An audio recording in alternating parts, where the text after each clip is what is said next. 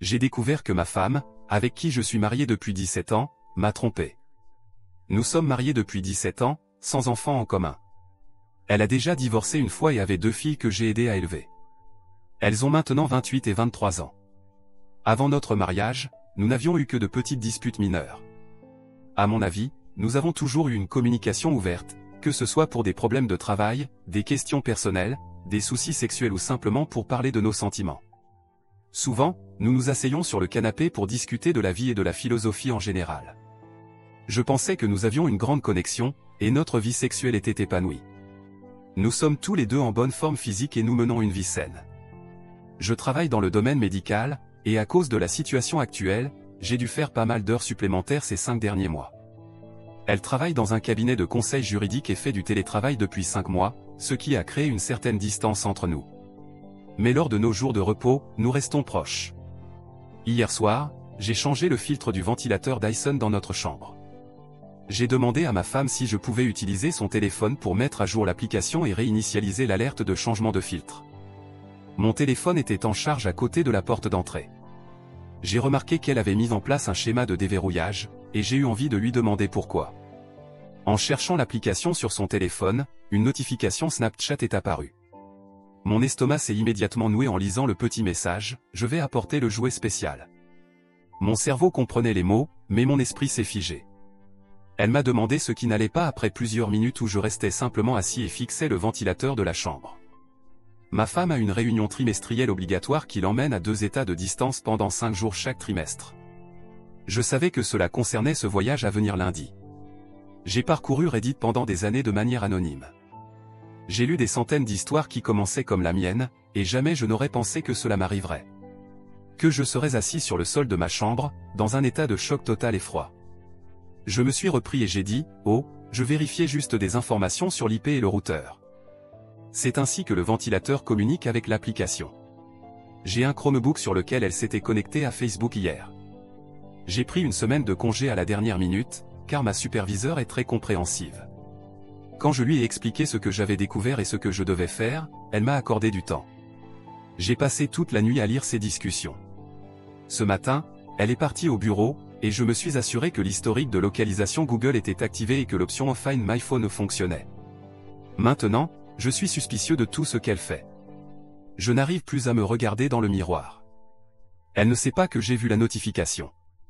Je me suis connecté au système de messagerie de Verizon, en utilisant son numéro et son nom.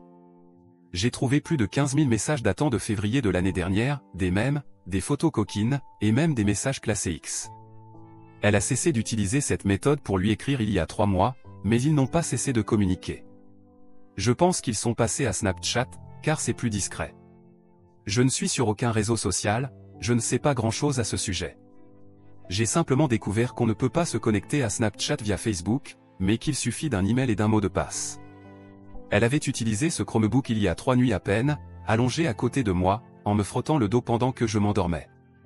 Elle lui envoyait des sextos, allongée à mes côtés. C'est un homme plus jeune de son travail, marié avec 3 jeunes enfants. Lui et sa femme sont sur Facebook, et je l'ai rencontré 2 fois. Je lui ai même serré la main. Je suis complètement perdu. J'ai erré dans la maison que j'ai construite pour elle pendant des heures, me sentant engourdi, incapable de ressentir quoi que ce soit à part une rage brûlante. Je me suis connecté à Snapchat et j'ai tout vu. J'ai appelé mon meilleur ami, qui a divorcé 3 fois. Ne me lancez pas sur ses choix de partenaire. Il m'a recommandé un avocat redoutable. Mon plan est de tout enregistrer et conserver les preuves. Il y a des photos d'eux en train de coucher ensemble. Je suis sûr que son téléphone ou celui de l'autre contient des vidéos. Je désespère que tout cela ne soit qu'un cauchemar. Elle a dit des choses horribles sur moi. Elle lui a confié mes insécurités. Elle lui a dit qu'elle l'aimait. Ils n'ont fait aucun plan à long terme, donc cela semble purement sexuel. Cela le rend presque plus facile à accepter, mais en même temps, tellement pire. Comme si elle jetait littéralement notre vie pour ça. Elle sait que l'infidélité est un point de non-retour pour moi. Notre routine habituelle, le jour où elle part pour ses réunions, c'est que je l'emmène à l'aéroport et on se dit au revoir longuement. Je ne peux même pas imaginer ce que je vais devoir faire maintenant. Mon ami me conseille d'imprimer tout ce que j'ai trouvé et d'essayer de récupérer les informations de Snapchat, mais d'après ce que je comprends, je ne peux pas le faire sans avoir son téléphone. Mon plan est de voir un avocat aujourd'hui. Je paie une somme ridicule pour être pris en charge immédiatement et avoir un rendez-vous rapide, afin de lancer la procédure et, espérons-le, établir un plan d'action.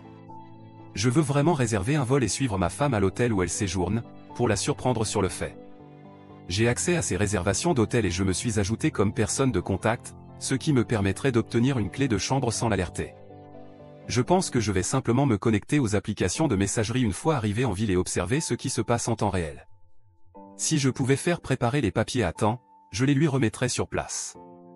Je vais lui remettre les impressions de tout ce que j'ai trouvé. C'est un fichier PDF de 600 pages. La femme de l'autre homme a accepté ma demande d'amis sur Facebook. J'hésite à tout lui envoyer maintenant. Je bouillonne de rage, mais je ne veux pas perdre l'avantage que j'ai. Je vais prendre l'avion lundi après-midi, me connecter et voir ce qu'ils ont échangé. Ensuite, je vais obtenir une clé pour la chambre de ma femme et y déposer le dossier, ainsi que mon alliance. Je vais m'asseoir dans le bar et attendre que mon téléphone explose. Je vais appeler l'amant et lui dire de me rejoindre dans le hall ou au bar et d'amener ma femme avec lui. Je lui dirai qu'un dossier similaire a été envoyé par courrier recommandé à son domicile pour sa femme, ainsi qu'un message Facebook que je prévois d'envoyer à l'instant où je lui en parlerai. Cela me paraît mesquin et faible. J'ai envie de crier, de hurler, mais je me sens impuissant. Ce matin, tout ce que j'ai pu faire, c'est lui donner un simple baiser sur la joue en lui disant au revoir. Je ne supporte plus de la regarder dans les yeux. Je dois tenir jusqu'à lundi.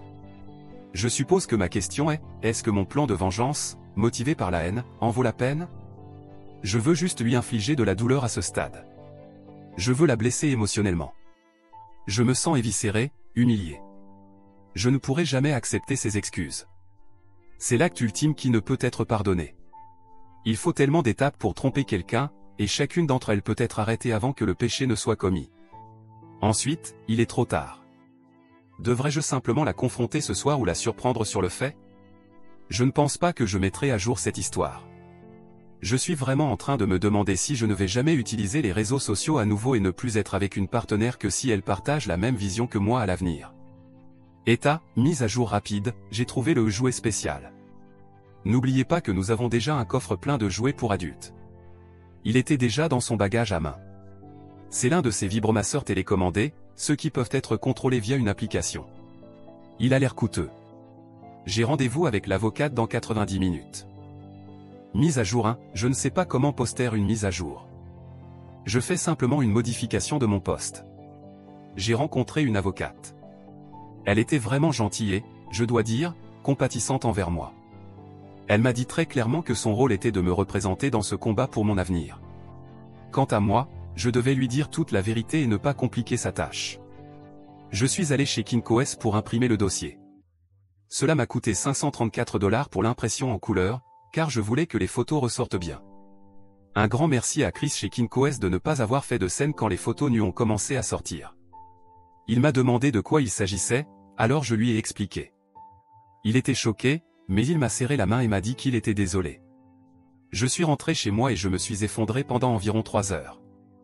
Ma future ex-femme est rentrée vers 19h30, comme d'habitude. Mon avocate m'a dit d'oublier toute confrontation dramatique dans un bar d'hôtel, car cela paraîtrait vraiment ridicule et ne serait pas du tout approprié. Je suis désolé pour ceux qui attendaient une scène dramatique, mais elle avait raison. En fin de compte, il y a 2 façons de divorcer, contester ou non contester. Elle m'a dit que je devais informer ma future ex-femme que j'avais engagé un avocat. Pour pouvoir avancer, ma future ex-femme devra soit contester le divorce, soit nous passerons par une médiation et nous déposerons la demande de divorce. Elle est rentrée chez nous il y a environ 2 heures. Je lui ai demandé si elle voulait parler de quelque chose. Elle a répondu que non, à part les élections. Puis elle m'a demandé ce qui me tracassait. J'avais envie de pleurer, mais honnêtement, je n'en avais plus la force. Je lui ai dit que je me demandais pourquoi elle avait un vibromasseur télécommandé dans ses bagages. L'expression sur son visage en disait plus que tout ce que j'avais vu auparavant. Elle avait l'air paniquée, pâle, et a commencé à respirer plus vite et à transpirer. Je lui ai demandé pourquoi elle avait un objet pareil et qui avait le code pour l'application. Elle a bégayé et les larmes ont commencé à couler alors que je sortais mes 3 dossiers remplis d'échanges de messages. Je lui ai demandé si la femme de son amant avait accès à ces informations. Elle a pleuré et supplié, disant qu'elle pouvait tout expliquer. Je lui ai donné 5 minutes pour le faire, mais bien sûr, elle n'a pas pu. Je lui ai dit ce que mon avocate m'avait dit de lui dire. Je lui ai aussi dit de partir. Elle a crié que c'était aussi sa maison. Je lui ai calmement répondu, peut-être, mais j'allais informer tout le monde de son infidélité et de sa trahison. Même les filles le sauraient. Sinon, elle pouvait partir maintenant et trouver un autre endroit où vivre pour l'instant. De toute façon, elle serait en conférence de travail pendant une semaine. Elle était sans voix. J'ai calmement ouvert Facebook et lui ai montré la femme de son amant.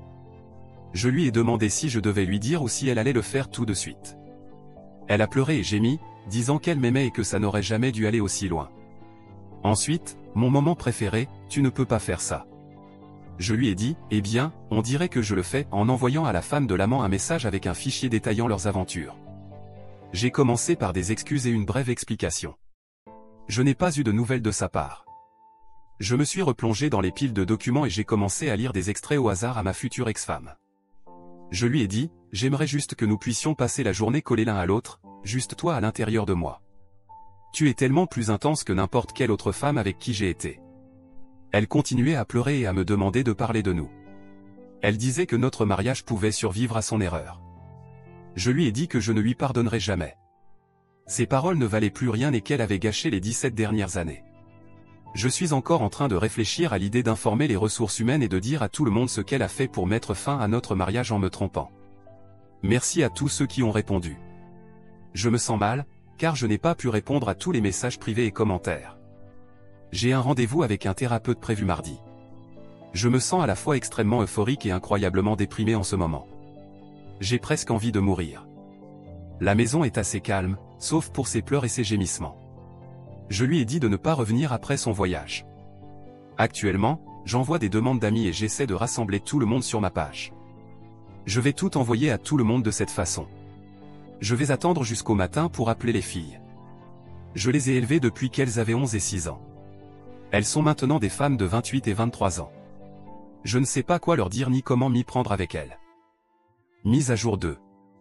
J'ai reçu près de 1000 demandes pour une mise à jour ou des informations sur ce qui se passe dans ma vie remplie de douleur et de haine. Mon nouveau thérapeute m'a dit de le faire, que cela m'aiderait à me recentrer et à me concentrer. Pour ceux qui disaient que ce n'était pas comme ça que les applications fonctionnent, vous avez raison. Elle l'utilisait en arrière-plan. C'était WhatsApp. Franchement, je m'en fiche. Je l'ai vu. Je tiens encore une fois à remercier Dyson pour leur application et le ventilateur génial que j'ai reçu de mon beau-frère pour Noël. Voici un contexte plus profond de notre situation pour vous aider à comprendre pourquoi je ressens ce que je ressens. Mon poste initial était un flot de conscience, aussi désordonné que je l'étais. Je suis allé à l'université à Las Vegas dans les années 90 et j'ai obtenu mon diplôme en 1999. J'ai profité de la vie à cette époque. C'est durant cette période formatrice que j'ai décidé de ne jamais me marier, jugeant cela comme un concept dépassé qui vous enlève votre liberté. Et je ne voulais absolument pas d'enfant. Après avoir obtenu mon diplôme en soins infirmiers, j'ai rapidement excellé en soins intensifs cardiovasculaires. En 2001, je suis rentré au Texas pour poursuivre une maîtrise et devenir infirmier praticien avec une spécialisation en chirurgie cardiovasculaire. Pendant que je faisais cela, j'ai décidé de poursuivre des études en médecine. C'est à ce moment-là que j'ai rencontré ma future ex-femme. Elle était petite et rondelette, ce que les jeunes d'aujourd'hui qualifieraient de costaud. Nous nous sommes rencontrés pendant une situation d'urgence médicale. L'attraction et les rendez-vous étaient intenses. 3 mois plus tard, nous nous disions « je t'aime ». Elle était mère de 2 filles et venait de sortir d'une relation intermittente. Cela faisait environ 2 ans qu'elle était divorcée. Nous avons commencé à sortir ensemble et, progressivement, elle m'a présenté ses filles, âgées de 11 et 6 ans à l'époque. Un soir, elle m'a fait une discussion sincère mais pragmatique à propos de notre relation et de ce qu'elle attendait de moi ou de tout autre partenaire. Essentiellement, elle m'a dit qu'il était temps de se marier ou de passer à autre chose. J'étais toujours opposé au mariage, et elle respectait cela. Mais elle me donnait l'occasion de réfléchir à nous et à ce que l'avenir pouvait nous réserver. Elle avait raison sur un point, nous vivions ensemble depuis 8 mois et étions déjà les personnes à contacter en cas d'urgence l'un pour l'autre. Elle plaisantait en disant que tout ce qui manquait, c'était d'être sur les assurances de l'autre. C'était une conversation honnête, et nous avons convenu de continuer un peu plus longtemps avant que je prenne une décision. 2 semaines plus tard, j'ai reçu une lettre d'acceptation pour une école de médecine à 2 heures de chez nous. J'étais à la fois excité et anéanti. C'était un objectif de vie énorme, mais cela signifiait que je ne verrais probablement plus jamais ma femme et ses filles. Mes doutes m'ont envahi. Être étudiant en médecine, puis résident, avec une bourse de recherche, allait prendre environ 7 ans, et pendant ce temps, je ne pourrais pas gagner l'argent nécessaire pour soutenir le style de vie que nous avions adopté. J'ai pensé à ces 7 années de dette et de travail, et à l'idée de la perdre. Alors, j'ai refusé l'opportunité et je suis retourné à ma maîtrise en administration des soins infirmiers. Nous nous sommes mariés en juillet 2003 lors d'une cérémonie intime avec la famille proche et des amis. Lundi dernier, lorsque j'ai dit à mes parents ce qui se passait et que les filles pourraient ne plus être aussi présentes dans leur vie, ils m'ont avoué qu'ils avaient toujours vu ma future ex-femme comme une marchandise endommagée. Cela m'a frappé de plein fouet, et dans une certaine mesure, ils avaient raison. Après avoir obtenu mon diplôme, je n'avais pas envie de devenir directeur ou manager. Je suis quelqu'un de terrain, qui aime s'occuper des patients. L'hôpital où je travaillais proposait une certification en ECMO et une formation en perfusion. C'était une application très compétitive, mais j'ai été accepté. Pendant les 11 dernières années, j'ai exercé ce métier avec passion, malgré les moments déchirants. Ma future ex-femme, quant à elle, a décidé il y a environ 5 ans qu'elle en avait assez d'être infirmière sur le terrain et qu'elle voulait un travail de bureau. Grâce à un ami, elle a trouvé un emploi dans un cabinet de conseil juridique spécialisé dans les dossiers médicaux. Elle analysait les dossiers des patients et les présentait selon les demandes des avocats. Samedi matin, jour J+2, je n'avais dormi que quelques heures. J'avais des pensées sombres et dérangeantes concernant mon avenir. J'en ai encore. Des pensées de mort et de violence, envers eux et envers moi-même. Je préparais le petit déjeuner dans la cuisine, quand elle est entrée, les yeux encore flous de sommeil. Elle m'a demandé si je pouvais lui faire à manger. J'ai jeté la nourriture à la poubelle devant elle. Ensuite, j'ai sorti mon tourne-disque et j'ai joué la musique de ma jeunesse à un volume inconfortable, juste pour l'empêcher de me parler. Je sais, c'était immature. J'ai commencé à fouiller dans les documents imprimés, à lire tout dans l'ordre chronologique. Je le recommande et ne le recommande pas en même temps. Dans l'après-midi, j'en avais fini avec Black Flag et Danzig. Je me suis mis à écouter des chansons de rupture de Chris Isaak et Ray La Montagne. Elle est revenue, cette fois presque indignée, me demandant à quoi cela servait de prévenir la femme de l'amant. Je l'ai regardée pendant un temps qui me semblait inapproprié, un peu abasourdi.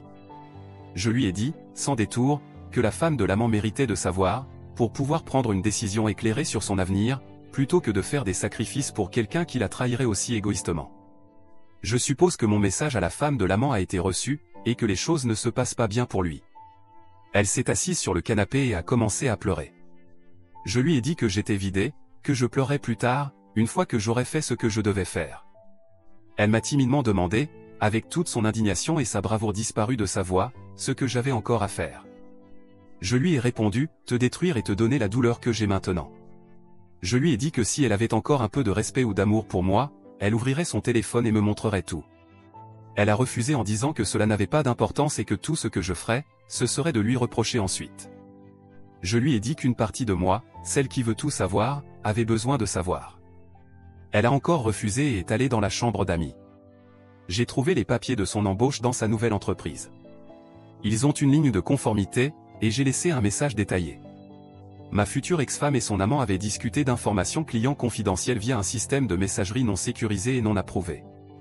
J'ai aussi informé qu'elle avait supervisé 2 de ses projets pendant cette période, qui correspond aux messages sexuellement inappropriés.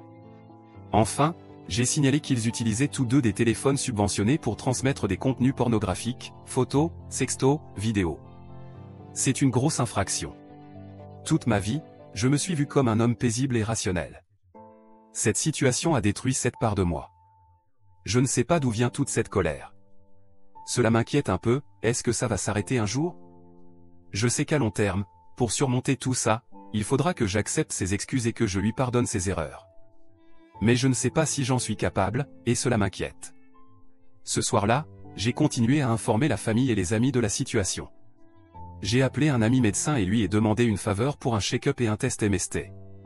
Il a posé quelques questions, auxquelles j'ai répondu. Mes yeux se fermaient de fatigue vers 20h. Jour J+3, dimanche. J'ai décidé de rendre visite aux filles. Elles vivent à environ 3 heures de route.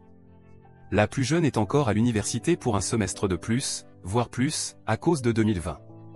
Depuis que tout cela a commencé, j'ai ressenti des émotions extrêmes à leur égard. J'ai toujours eu une relation respectueuse et amicale avec elles, mais pas vraiment paternelle. Surtout avec l'aîné, nous sommes courtois, mais il y a toujours cette ambiance où tu n'es pas mon père. Avec la plus jeune, c'est un peu moins marqué, mais quand elles sont ensemble, c'est plus évident. Je suis parti tôt dimanche matin, vers 5 heures, et suis arrivé à leur appartement, payé par leur père, vers 8h45. J'avais apporté des collages et du bon café pour elles. Elles étaient immédiatement inquiètes pour leur mère avant que je ne dise quoi que ce soit. Je leur ai dit directement ce qu'il en était, que leur mère allait probablement déménager dans les 3 à 6 mois à venir. Franchement, c'était mieux de le faire en personne. Je leur ai tout raconté, et elles ont été déçues par elle. Je leur ai aussi dit que je n'étais pas là pour leur demander de choisir un camp. Elles sont des adultes dans une situation spéciale au sein de notre relation. Si elles décidaient qu'elles ne voulaient plus interagir ou avoir une relation avec moi, c'était correct. J'en serais un peu attristé, mais aussi soulagé. Je leur ai cependant dit que notre relation, ou son absence, ne devait pas interférer avec leurs grands-parents, mes parents. Elles étaient d'accord pour garder le contact avec eux. Je suis parti vers 11h et suis passé chez mon meilleur ami, où j'ai pleuré un peu. J'ai essentiellement contribué à les élever du mieux que je pouvais. Leur père était absent pendant la majeure partie de leur enfance, ayant fondé une nouvelle famille 6 heures plus loin. Mon meilleur ami a décidé que j'avais assez bu pendant les 72 dernières heures et que je devais dormir. J'ai dormi chez lui cette nuit-là. J'ai remarqué que ma future ex-femme m'avait bombardé de messages après que j'ai quitté l'appartement des filles. Peu importe, j'étais trop fatigué et dans un état d'esprit trop sombre pour m'en soucier. Lundi, jour J+4, je suis rentré chez moi vers 8h et j'ai remarqué que sa Porsche était toujours là. Pendant un instant, j'ai pensé qu'elle avait pris un Uber pour se rendre à l'aéroport, mais non. Elle était là, debout, et elle avait préparé le petit déjeuner. Elle m'a demandé de m'asseoir pour manger avec elle. J'ai accepté. Elle m'a demandé comment c'était. Je lui ai répondu que ça avait le goût de l'ennui. Je lui ai dit que depuis 5 jours, je n'avais plus goût à rien d'autre que de l'amertume et de la colère. Elle avait appelé pour dire qu'elle était malade au travail et n'était donc pas partie pour sa réunion trimestrielle. Elle a essayé de me parler de son inquiétude à mon sujet et de l'amour qu'elle avait pour moi. Elle m'a dit qu'elle avait reçu un appel de sa fille aînée hier vers midi, et que les filles étaient profondément perturbées par son comportement. J'ai ri en entendant cela, mais c'était un rire étrange, presque frénétique, qui m'a moi-même surpris. Je lui ai dit, « Oh, tu m'aimes tellement. Tu m'aimes tellement que tu as eu une liaison pendant 1 an et demi dans mon dos. Tu m'aimes tellement que tu as baisé un autre homme marié. Tu m'aimes tellement que tu as gâché presque la moitié de ma vie. » Elle ne m'avait jamais donné de raison pour expliquer pourquoi elle avait fait cela. Je lui ai dit que c'était encore pire à cause de ça. Je me suis dirigé vers le meuble à alcool et j'ai sorti une bouteille de Glenfiddich 18 ans que mon grand-père nous avait offerte quand nous nous étions mariés. C'était notre tradition de prendre une petite gorgée lors de notre anniversaire de mariage pour nous rappeler que les choses s'améliorent avec le temps et la patience. J'ai bu ce qu'il restait de la bouteille, environ un tiers. Je lui ai dit que j'étais désolé de ne pas lui en offrir, car elle ne le méritait pas. Je suis allé dans la chambre et j'ai commencé à enlever toutes les photos sur les murs qui montraient notre couple où elle seule. Je les ai placées sur la table de la cuisine. Elle était partie. Mon avocat, ou plutôt son assistante, m'a appelé pour me dire que la pétition de divorce était prête et que je devais la signer avant qu'elle ne puisse être déposée. Ma future ex-femme recevrait les papiers dans un délai de 10 jours ouvrables. J'ai lu rapidement le document, un peu éméché par le scotch de qualité, puis j'ai signé et envoyé. J'ai également reçu un message de la femme de l'amant. Elle m'a remercié à contre-ségur pour cette révélation horrible, mais nécessaire. Elle a refusé de me parler directement, mais elle voulait que je sache qu'elle avait trouvé des messages et des vidéos avec d'autres femmes, en plus de ma future ex-femme. Elle l'a mis dehors et a pris rendez-vous avec un avocat. Ils vivent en Californie. Il est foutu. J'ai continué d'écouter de la musique et j'ai pris encore quelques verres avant de m'endormir vers 16h. Je l'ai entendu rentrer vers 22h. Elle a vu la pile de photos et de souvenirs qui, autrefois, signifiaient quelque chose pour nous. Elle a commencé à sangloter et m'a supplié de lui parler. Je ne lui ai posé qu'une seule question, pourquoi? Elle n'a cessé de dire qu'elle ne savait pas. Je l'ai insultée de tous les noms et lui ai dit qu'elle avait pris tant de décisions pour en arriver à ce premier texto. C'était elle qui avait commencé tout ça. J'étais assez libre de parole à cause de l'alcool. Je me suis moqué d'elle en commençant à me déshabiller, en lui disant qu'elle avait gâché tout ça, en montrant mon corps. Je vais sans doute me faire critiquer pour ça, mais je mesure un m93 et pèse environ 90 kg. Jusqu'à la semaine dernière, je courais encore et soulevais des poids 4 fois par semaine. Elle avait tout jeté aux oubliettes pour un type bedonnant à la petite bite, incapable de faire quoi que ce soit pour elle. Je suis allé prendre une douche. Quand j'en suis sorti, elle était dans le lit, nue, avec des bougies allumées, et elle me suppliait de la baiser. J'ai sorti mon téléphone et lui ai dit de répéter ce qu'elle venait de dire. Merci à tous ceux qui m'ont conseillé de le faire, juste au cas où. Mon érection n'était pas assez convaincante pour lui faire comprendre que je n'en avais pas envie, donc je l'ai fait quand même. J'ai été dur, je l'ai mise dans des positions inconfortables et je l'ai pénétrée brutalement. Je lui ai dit que je voulais du sexe anal et que je voulais l'entendre me supplier pour ça. J'ai tout enregistré. J'ai ressenti tellement d'émotions contradictoires après cela. Je l'aime et je suis indifférent à elle. Je la déteste et je ne pense plus rien d'elle. Je la veux et je sens que j'ai besoin d'elle, mais ça me fait mal de penser à nous désormais. Nous nous sommes endormis ensemble. Le lendemain, je me suis réveillé avec la gueule de bois et j'avais du mal à me regarder dans le miroir. Mardi, jour J+5, j'ai eu une séance de thérapie de 2h30. Sans que je le sache, elle m'avait suivi jusque-là et voulait savoir ce que je faisais. Je lui ai dit que je consultais un thérapeute pour le traumatisme émotionnel que j'avais subi après avoir réalisé que j'avais gâché la majeure partie de ma vie avec quelqu'un qui ne pouvait même pas me donner une raison valable pour son infidélité. J'étais un peu bruyant et les larmes aux yeux. Mon nouveau thérapeute a assisté à la plupart de l'échange. Je l'ai insulté avec des mots cruels et lui ai dit que je souhaitais qu'elle soit morte. Inutile de dire que ma séance a été intense. Le thérapeute m'a prescrit des sédatifs, et j'ai un autre rendez-vous plus court prévu jeudi. Nous avons discuté de ma colère, de ma trahison, de ma perte de virilité et de ma peur de l'avenir. Je lui ai expliqué que j'étais terrifié par l'inconnu. La semaine dernière, je me sentais comme un homme accompli, avec des objectifs clairs. J'avais aussi une partenaire pour m'accompagner à travers tous les obstacles. Maintenant, je suis comme un navire sans gouvernail ni mât. Je n'ai aucun sens de la direction, ni de force pour m'en sortir. Il a commencé à m'expliquer le pourquoi que je voulais comprendre. Ce n'est pas une question simple, mais une série de questions très intéressantes. Je suppose qu'on peut les appliquer à n'importe quel comportement qu'on veut expliquer. Il m'a conseillé de demander calmement à ma future ex-femme ce qui, en elle, lui a permis de se donner l'autorisation de me faire ça. Il y avait d'autres questions à poser, mais c'est celle qui m'a le plus marqué. Je lui ai parlé du sexe. Il m'a recommandé de fixer des règles explicites concernant notre relation physique. Il m'a finalement conseillé de ne plus le faire, car cela ne ferait que compliquer et aggraver la situation, à moins que je ne veuille vraiment une réconciliation. J'ai pleuré, j'ai crié. Je suis parti, épuisé. Ma future ex-femme était encore dehors à m'attendre. Je suis passé devant elle sans répondre à ses questions ni à ses supplications. J'ai reçu un appel du cabinet médical pour faire un test de dépistage des MST. Je me suis rendu à ce rendez-vous. J'ai raconté brièvement ce qu'il s'était passé. Le médecin m'a conseillé d'arrêter de boire et de prendre les sédatifs avec précaution.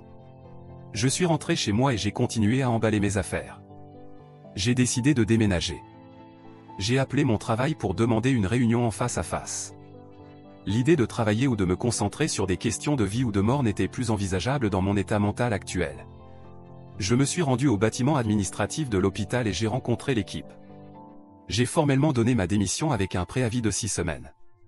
Mon travail est tellement spécialisé que 6 semaines est une période minimale de courtoisie. J'ai expliqué clairement que les actions de ma future ex-femme avaient causé un stress énorme à la maison et que je serais un danger pour les patients, l'équipe et moi-même si je restais dans cette région. J'ai décidé de partir, loin. En rentrant à la maison après avoir fait quelques courses, j'ai réalisé que cela faisait 1 semaine que je n'avais mangé qu'une bouchée de nourriture et que je ne vivais que de l'alcool. J'ai suivi les conseils de mes thérapeutes et amis médecins, et j'ai décidé de me préparer un vrai repas et d'arrêter de boire. Elle était là, assise dans le noir, dans le salon, en train de boire du vin. Elle avait organisé les photos et les regardait. Elle avait mis du maquillage et portait une robe de soirée. Elle avait beaucoup pleuré, son maquillage était dans un sale état. Elle s'est levée et a essayé de me serrer dans ses bras.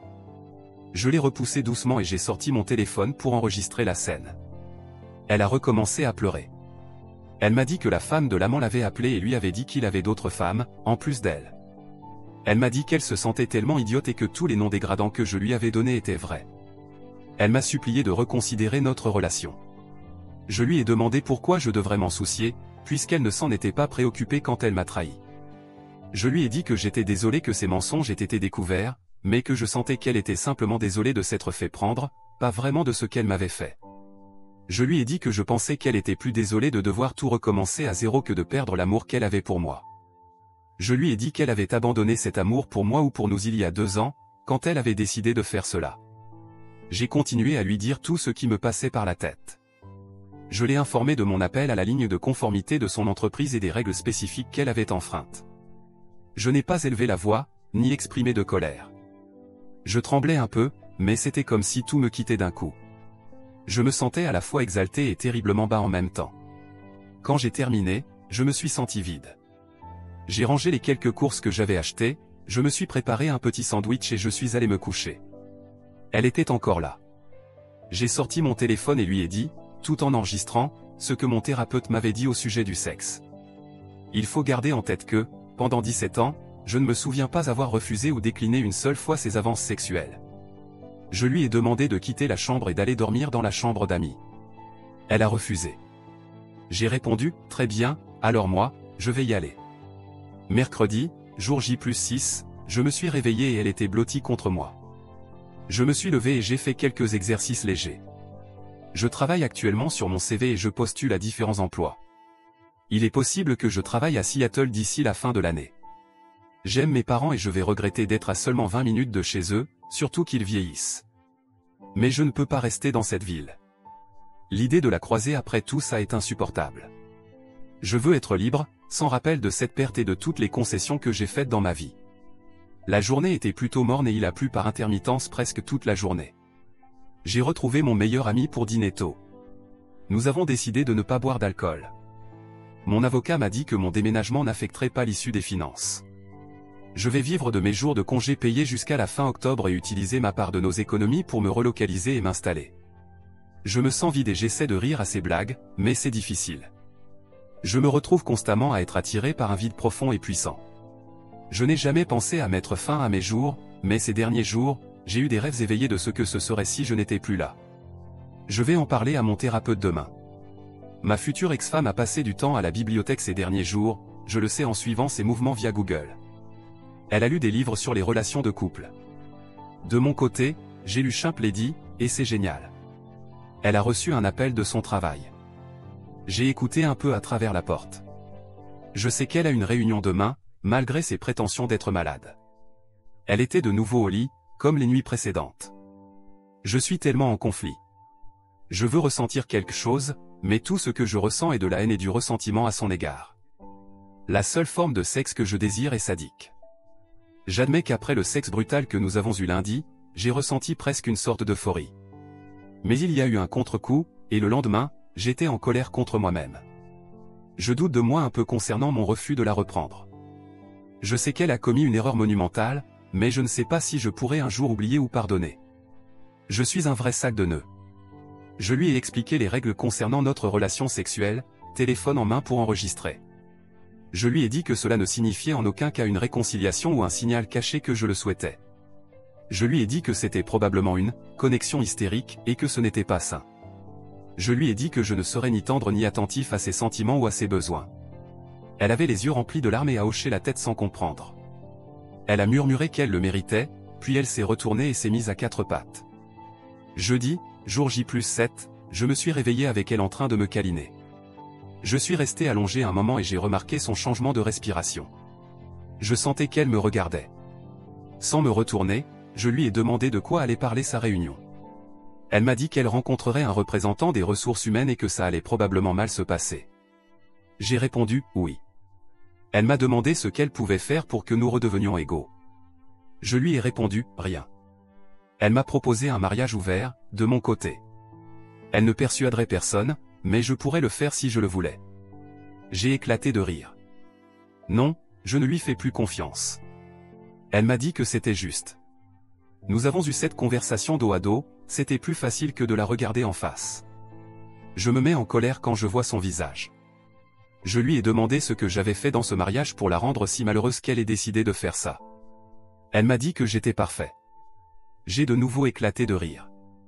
Eh bien, apparemment, ça n'a aucune importance. Elle m'a dit que c'était une aventure, qu'elle vivait pour l'adrénaline. Elle ne s'était pas rendue compte, jusqu'à ce qu'il soit trop tard, que si elle se faisait prendre ou si quelque chose tournait mal, tout le monde en souffrirait. Elle m'a dit que c'était à la fois un soulagement et une douleur insupportable quand je l'ai confrontée. Je me suis levé et j'ai préparé le petit déjeuner.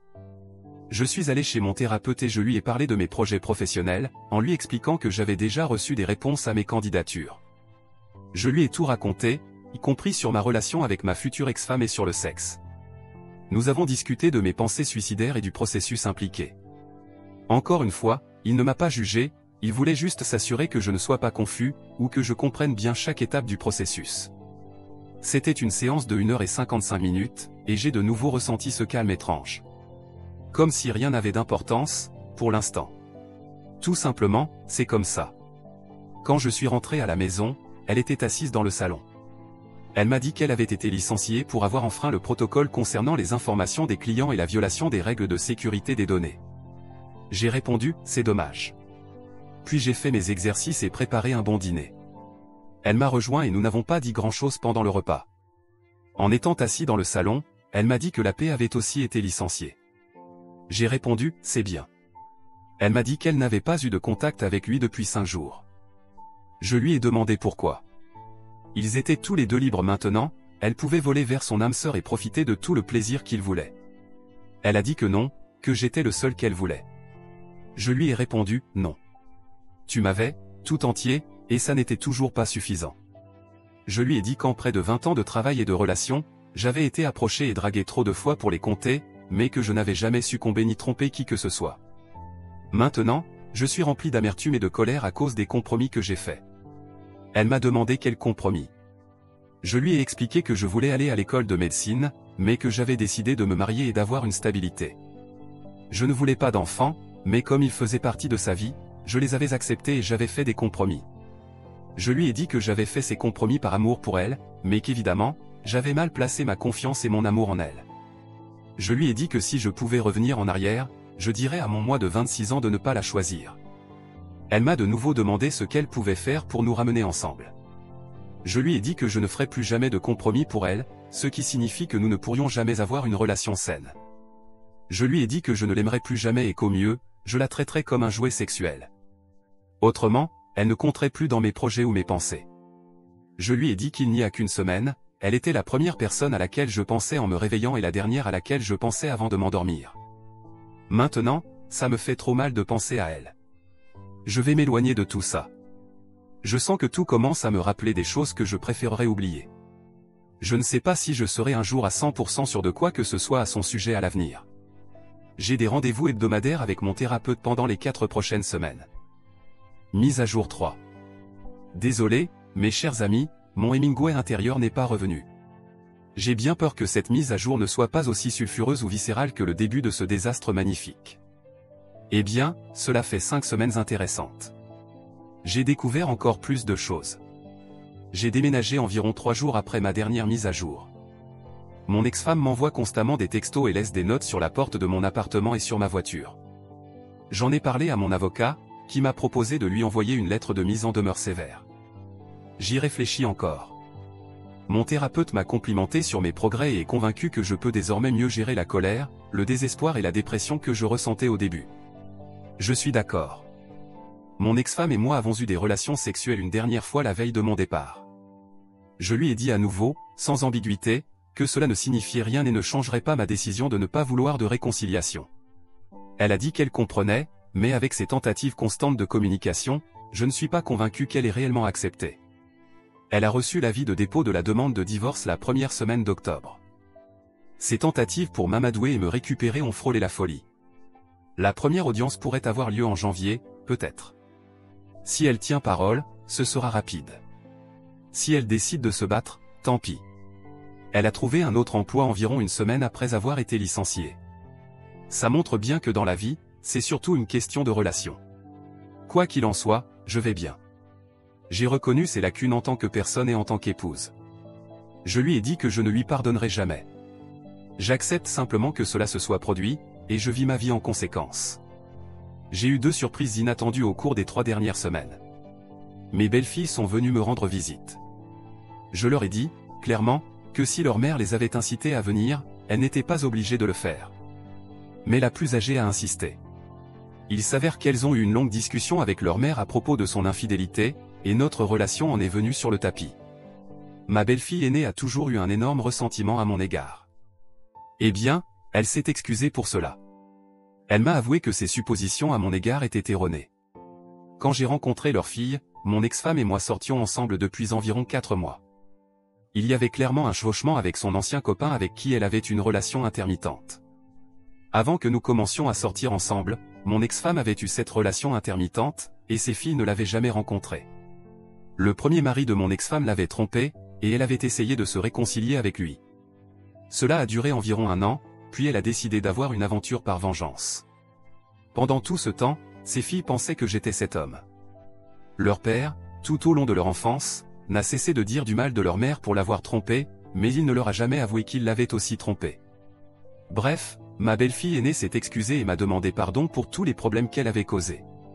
Ce fut un week-end très perturbant, révélant une fois de plus les effets de l'infidélité et de la malhonnêteté. Je souhaite également aborder les commentaires accusateurs sur les relations sexuelles que mon ex-femme a demandé pendant que je préparais mon départ. Mon ex-femme a toujours été attirée par le BDSM, ce qui n'a jamais vraiment été mon truc. Toute la logique de ces pratiques réside dans le fait de ne pas fournir de soins post-séance à son partenaire. J'avais suivi des cours et assisté à des ateliers sur le rôle de dominant, simplement pour lui faire plaisir. Maintenant, je suis terminé avec l'idée de la rendre heureuse. Elle a perdu ce privilège, tout comme elle a perdu mon respect, et c'est essentiellement la mort de notre mariage. Une autre surprise inattendue a été une collègue de longue date. Elle travaille dans un autre service. J'ai décidé de rester comme travailleur PRN, travailleur à temps partiel selon les besoins. Bref, c'est intéressant. Elle a découvert que je préparais mon divorce, ainsi que toutes les rumeurs qui circulent à l'hôpital. Maintenant, je porte mon alliance sur une chaîne. Je lui ai dit, après qu'elle ait insisté pour m'inviter à prendre un verre, que d'une façon ou d'une autre, je ne resterai pas ici bien longtemps et que je n'avais absolument aucun intérêt pour une relation. Elle a juste souri, m'a serré la main et m'a dit qu'elle n'avait aucune intention de passer sa vie avec moi. Elle voulait juste coucher avec moi et voir ce que ça donnait. Elle passe la nuit chez moi 2 ou 3 fois par semaine, et c'est quelque chose que j'apprécie. Elle m'a même aidé à préparer ma valise pour mon entretien à Seattle, et m'a déposé et repris à l'aéroport. J'ai réussi cet entretien. J'ai aussi reçu un appel d'une agence de voyage qui m'a proposé plusieurs opportunités intéressantes. J'aime bien l'idée de travailler en voyageant, et de revenir chez mes parents entre 2 missions. Je ne suis pas sûr de ce que je veux faire, mais c'est terrifiant de ne plus être responsable de quelqu'un d'autre et d'être soudainement aussi libre. Mon avocat m'a dit qu'il n'y aurait ni pension alimentaire ni soutien conjugal. Elle m'a aussi dit que, puisque c'est un état sans faute, l'infidélité n'affecte pas directement le divorce, mais qu'avec des preuves, cela pourrait affecter la répartition des biens. Elle a ajouté que cela pourrait même me donner un avantage de 70/30 en ma faveur. La vente de la maison est inévitable. J'ai demandé à un agent immobilier d'estimer sa valeur, et cela pourrait rapporter une somme substantielle. Pas assez pour compenser 17 années de mariage, mais je songe à faire un tour en Europe de 3 mois. Je commence à me sentir de nouveau vivant, et c'est plutôt positif. Je ne suis pas dans la meilleure des situations, mais certainement pas dans la pire. Merci aux éditeurs. Certains de vos messages étaient incroyables. Avec la thérapie, tout cela a été une bonne chose pour moi. C'est ma dernière mise à jour. Je vais retourner à l'anonymat, et j'espère ne plus jamais avoir à poster à nouveau.